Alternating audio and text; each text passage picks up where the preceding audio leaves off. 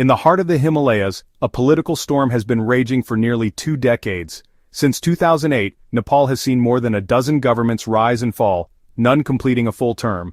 Prime ministers come and go, coalitions collapse, and the people's frustrations grow. Why does this keep happening? Why can't Nepal achieve political stability?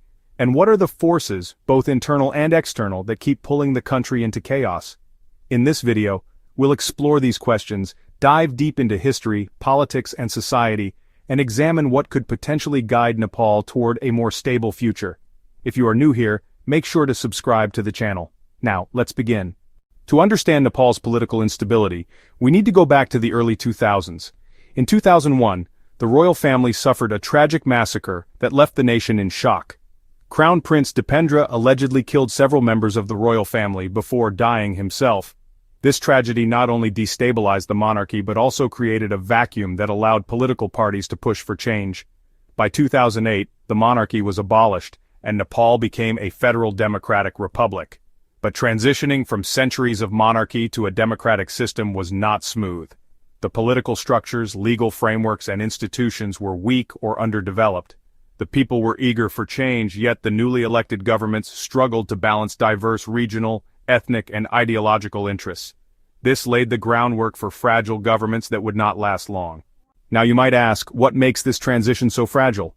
It's partly because the Constitution, even after 2015, created multiple levels of governance, federal, provincial, and local, with overlapping powers. Parties often disagreed over interpretation and implementation. This structural weakness meant that even minor disagreements could trigger government collapses. Since 2008, Nepal's political scene has been highly fragmented.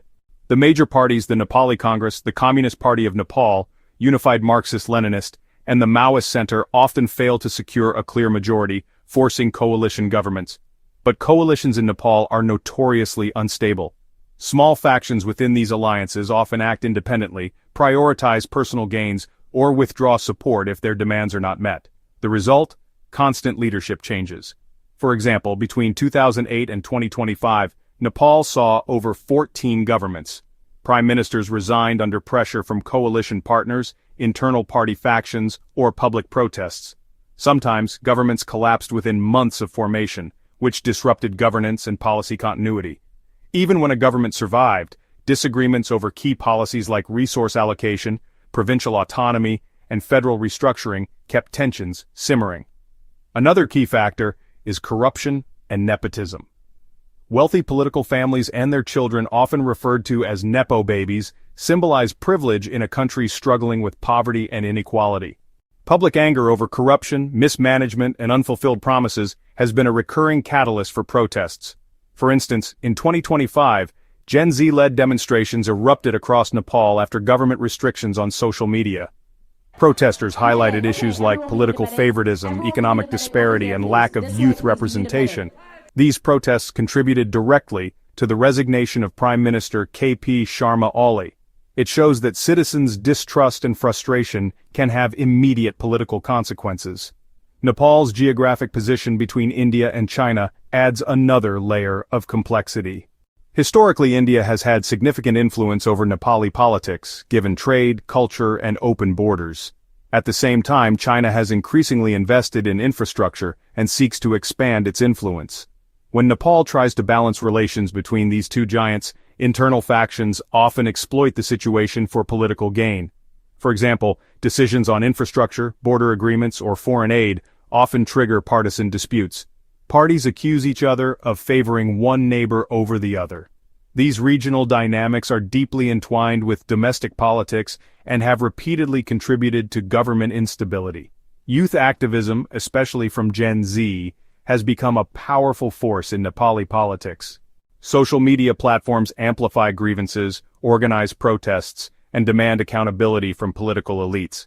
In 2025, widespread protests against social media bans and political corruption forced a prime minister to resign. This is not an isolated incident. Throughout the last decade, public mobilizations have directly affected government survival. The youth's influence has made governments more accountable but also more vulnerable to collapse. Economic instability, unemployment, and limited opportunities further aggravate political tensions. Many Nepalis, especially the youth, feel that the political system does not represent them. Seasonal migration for work, reliance on remittances, and poverty make the population impatient with weak governance. Whenever leaders fail to deliver economic improvements, public dissatisfaction can translate into mass protests or political pressure, accelerating government downfall. So, can Nepal find stability? Experts suggest several steps. Strengthening institutions is critical. This includes a stronger parliament, independent judiciary, and transparent election commissions. Reducing factionalism within parties and promoting merit-based leadership could also help. Economic development is equally important. When citizens have access to jobs, healthcare, and education, they are less likely to mobilize solely in anger. Finally, fostering a political culture of accountability, inclusivity, and dialogue is crucial. Nepal's youth, while a force for disruption today, could become a stabilizing factor if their energy is channeled into constructive civic engagement. Nepal's political instability is not due to a single factor. It is a complex mix of historical legacies, fragile institutions, corruption, regional pressures, youth activism, and economic challenges. Understanding these factors is essential for anyone trying to comprehend why governments fall so often in Nepal. Now, I want to hear from you. Do you think Nepal can achieve political stability in the next decade? Which factor, internal politics, regional influence, or social unrest, is most responsible for the repeated government collapses? Comment below and let's discuss. Thank you for watching. If you found this analysis useful, don't forget to like, share, and subscribe for more detailed geopolitical content.